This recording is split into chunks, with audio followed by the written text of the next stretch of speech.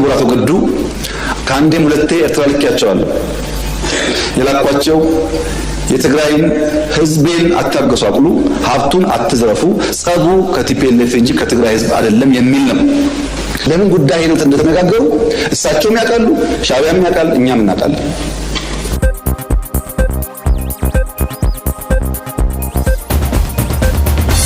በህዳሴ ላይ አንድም ብር እርዳታ አንድም ብር ብድር ኢትዮጵያ አልወሰደችም።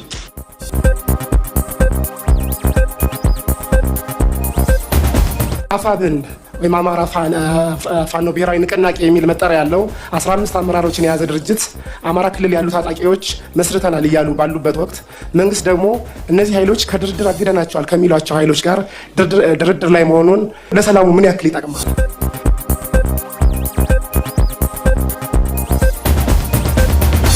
ሰላም እንዴት አላችሁ? የኢትዮ ታይምስ ቤተሰቦቻችን ለሰዓቱ የተመረጡ አዳዲስ መረጃዎችን ይዘንላችሁ ቀርበናል። ከመረጃዎቻችን መካከልም የፌዴራል መንግስት የ6 ወራት የስራ አፈጻጸምን በተመለከተ ጠቅላይ ሚኒስትር ዶክተር አብይ አህመድ ዛሬ ማክሰኞ ጥር 26 ቀን 2018 ዓ.ም በህዝብ ተወካዮች ምክር ቤት ተገኝተው የፓርላማ አባላትን ጥያቄዎች አድምጠዋል። ጠቅላይ ሚኒስትር ዶክተር አብይ አህመድ ለቀረቡላቸው ጥያቄዎችም ምላሻቸውን ሰጥተዋል። ጥያቄ ካቀረቡ ግለሰቦች መካከል የፓርላማ አባሉ ዶክተር አበባው ደሳለኝ ለጠቅላይ ሚኒስትሩ ባነሱ ጥያቄ የሀገሪቱን የኢኮኖሚ ችግር ከሚያባብሱ ጉዳዮች መካከል ዋነኛው በሀገሪቱ ያለው የሰላምና የጸጥታ ችግር አለመቀረፍ ነው ብለዋል።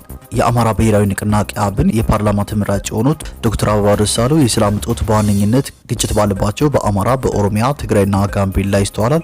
ነገር ግን ግጭት በሌለባቸው የዲሞክራሲ መብታቸውንም ለማስጠበቅ በሚሞክሩ የመዋቅርና የማንነት ይከበርልን ጥያቄ ባነሱ ግለሰቦችም ከፍተኛ የሰብአዊ መብት ጥሰት እንዳለ ለምሳሌ በደቡብ ክልል አባላት በተደጋጋሚ ይጠቅሳሉ ሲሉ ገልጸዋል። ዶክተር አበባው በአማራ ክልል ያለውን የአማራ ፋኖ ብሔራዊ ንቅናቄን እንዲሁም በኦሮሚያና በተለያዩ አካባቢዎች ያሉ የታጣቂዎችን እንቅስቃሴ አስመልክተውም ዝርዝር ጥያቄ አቅርበዋል። ጠቅላይ ሚኒስትሩም የተለያዩ ምላሾችን ሰጥተዋል።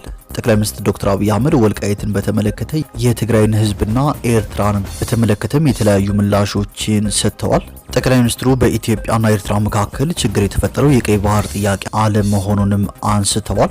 ግጭቱ በትግራይ ጦርነት ሰዓት ከኤርትራ ጦር ዘረፋና ግድያ ጋር ተያይዞ የተጀመረ እንደሆነ ጠቅላይ ሚኒስትር ዶክተር አብይ አህመድ በህዝብ ተወካዮች ምክር ቤት ተናግረዋል። የወልቃይት ጉዳይ መፍትሄ እንዳያገኝም ፖለቲከኞች ተፈናቃዮችን መያዣ እያደረጉ ነው ሲሉ ጠቅላይ ሚኒስትር ዶክተር አብይ አህመድ ወቀሳ አቅርበዋል። ነዳጅን በሚመለከትና የኢትዮጵያ ህዳሴ ግድብን በተመለከተም ጠቅላይ ሚኒስትር ዶክተር አብይ አህመድ ማብራሪያ ሰጥተዋል። ክቡራትና ክቡራን የኢትዮ ታይምስ ቤተሰቦቻችን ጠቅላይ ሚኒስትሩ በዛሬው ዕለት በፓርላማ ቀርበው የተጠየቁትን ጥያቄዎችና የሰጧቸውን ምላሾች አስመልክቶ ያዘጋጀነውን ልዩ ጥንቅር ይዘንላችሁ ቀርበናል። ቻናላችንን ሰብስክራይብ በማድረግ የደወል ምልክቷን በመጫንና መረጃውን ለብዙዎች እንዲዳረስ ላይክ በማድረግ እስከ መጨረሻው አብራችሁን ቆዩ።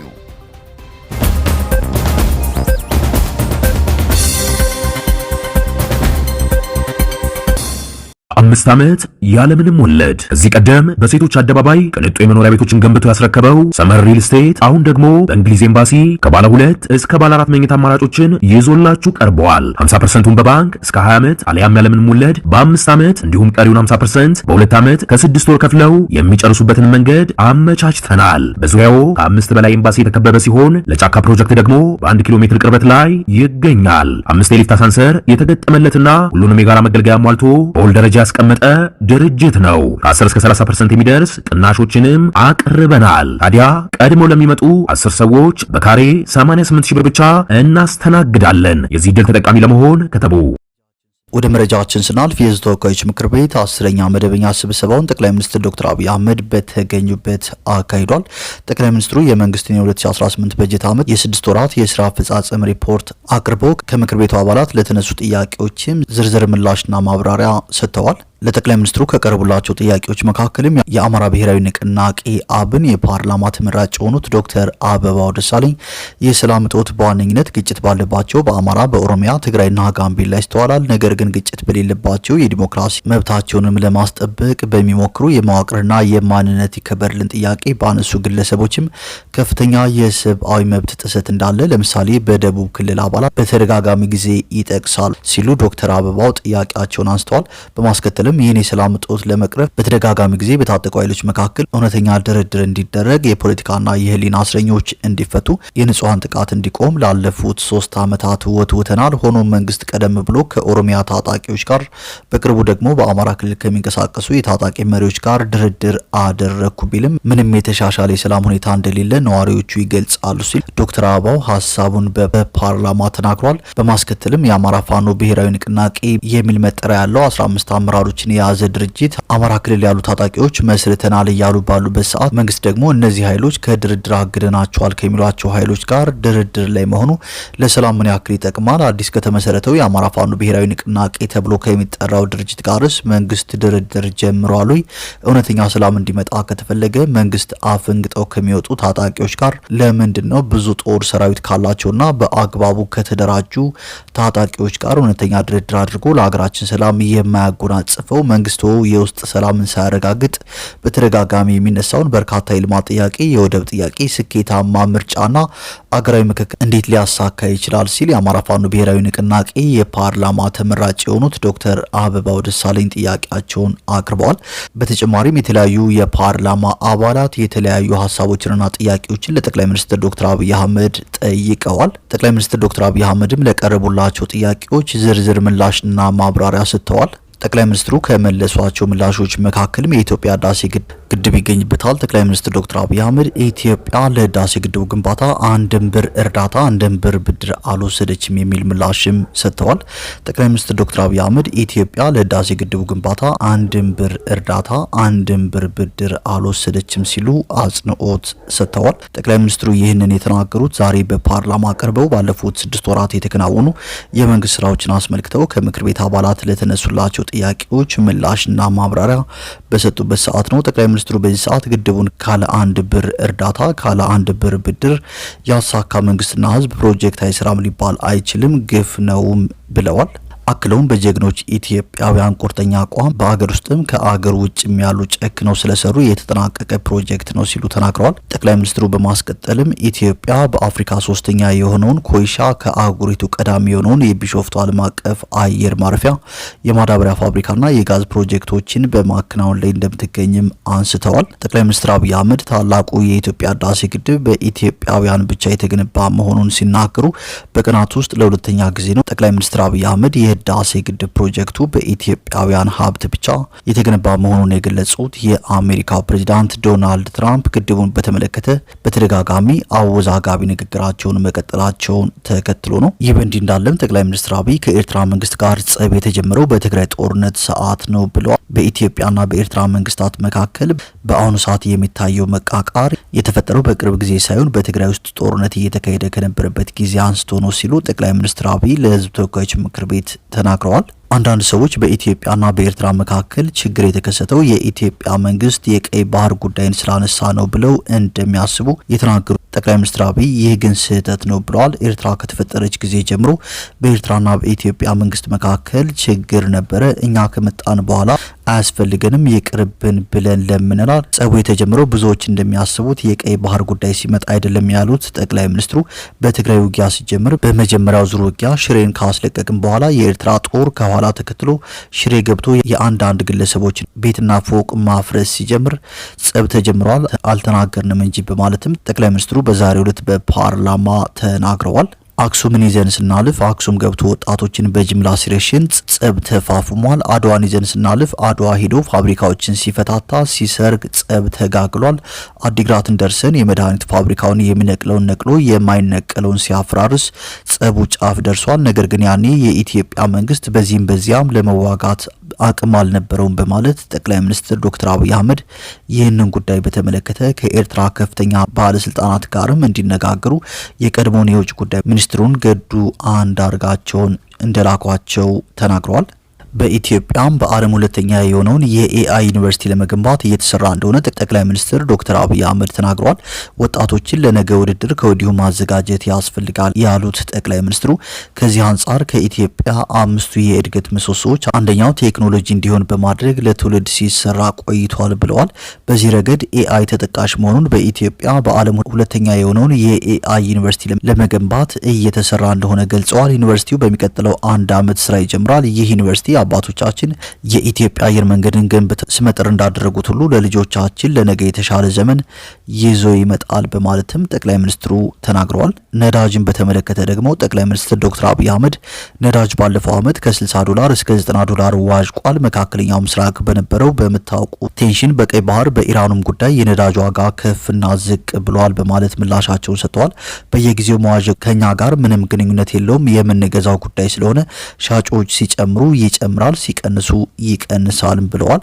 በየጊዜውም ዋጋ ተቀያየረ ለተባለው እንደዚህ አይመስለኝም። በሌላው ዓለም እኔ ማውቀው በነዳጅ ማደያ በየቀኑ የነዳጅ ዋጋ ይለጠፋል። በየቀኑ አንዴ ይጨምራል፣ አንዴ ይቀንሳል። እኛ ባለፈው 1 ዓመት ተኩል የነዳጅ ዋጋ ይቀየር ነው 7 ጊዜ ብቻ ነው እየተሸከመን አብዞርብ እያደረግን በየቀኑ ሲጨምር ከጨመርን ህዝባችን ይጎዳል በሚል ማለት ነው።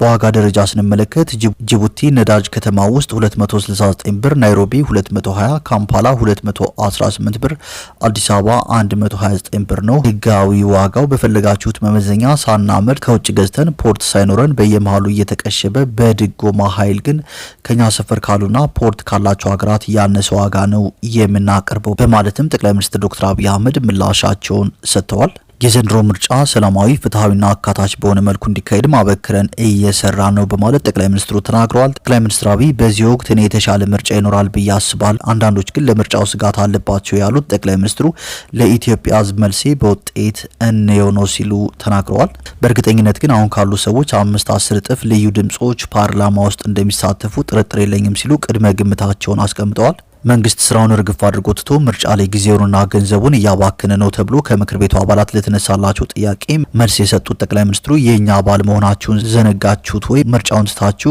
ቀን ከሌሊት ኮሪደር ትላላችሁ እያለ ነው ሲሉ አንስተዋል። በአገራት የምርጫ ዓመት ሀገራዊ እድገት መቀነስ እንደሚመዘገብ የጠቀሱት ጠቅላይ ሚኒስትር አብይ በእኛ አገር ግን እድገት እየተመዘገበ መሆኑ እየሰራ ያለ መንግስት መኖሩን ማሳያ ነው ብለዋል። ምርጫው በሰላም ይከናወናል፣ በምርጫ የሚሳተፉ ኃይሎችም ተጠቃሚ ይሆናሉ ሲሉ ለምክር ቤት አባላቱ ተናግረዋል። የትግራይ ህዝብን በተመለከተም የትግራይ ህዝብ እንደ ሌሎቹ ወንድምና እህቶቹ በሰላም ወጥቶ መግባት ይፈልጋል በማለት ጠቅላይ ሚኒስትሩ ተናግረዋል። ህዝቡ መድረክ እንጂ ተዋናይ መሆን አልቻለም በማለትም አክለዋል።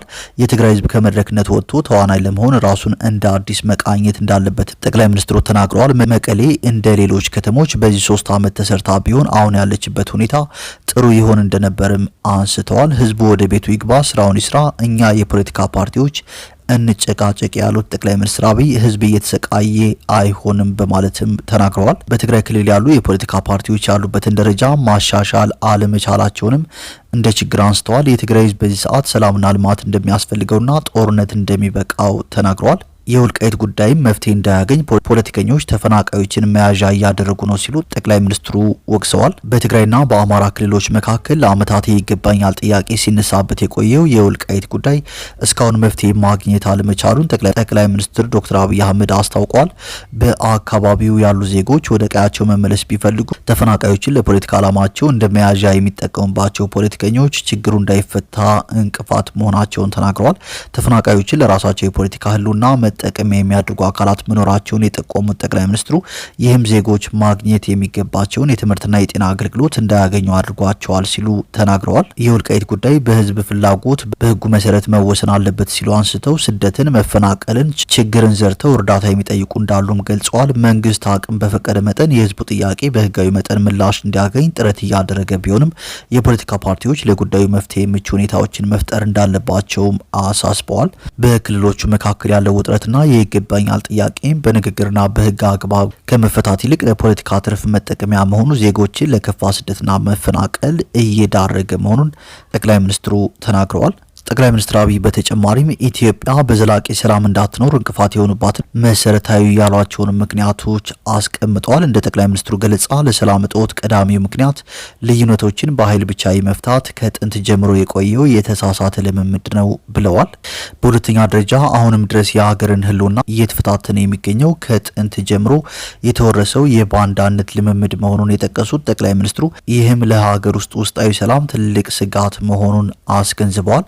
በተጨማሪም የውጭ ጠላቶች የኢትዮጵያን ማደግና መጠናከር እንደ ስጋት በመቁጠር ስኬቷን ለማደናቀፍ የሚያደርጉት ያልተቋረጠ ጥረት ለሰላማችን መታወክ ሶስተኛው ምክንያት መሆኑን ገልጸዋል። ጠቅላይ ሚኒስትሩ በመጨረሻም ጠላቶቻችን ኢትዮጵያን አይችሏትም በማለትም ምላሻቸውን ሰጥተዋል።